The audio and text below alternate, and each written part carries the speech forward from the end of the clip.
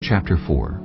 When Ishbosheth, son of Saul, heard that Abner had died in Hebron, he lost courage, and all Israel became alarmed. Now Saul's son had 2 men who were leaders of raiding bands. One was named Baanah, and the other Rechab.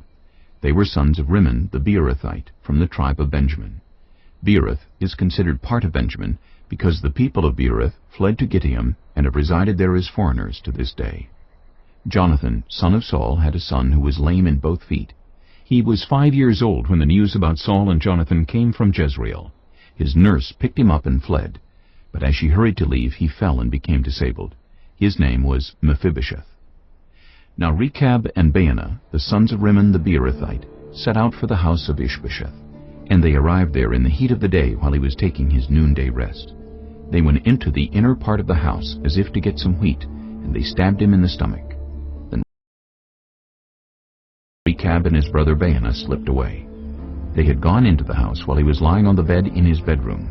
After they stabbed and killed him, they cut off his head. Taking it with them, they traveled all night by way of the Arabah. They brought the head of Ishbosheth to David at Hebron and said to the king, "Here is the head of Ishbosheth, son of Saul, your enemy, who tried to kill you.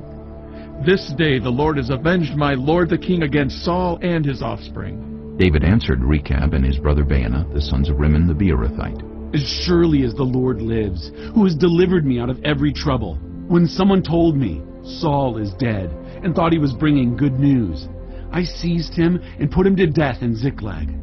That was the reward I gave him for his news. How much more, when wicked men have killed an innocent man in his own house and on his own bed, should I not now demand his blood from your hand and rid the earth of you?" So David gave an order to his men, and they killed them. They cut off their hands and feet, and hung the bodies by the pool in Hebron. But they took the head of Ishbosheth and buried it in Abner's tomb at Hebron.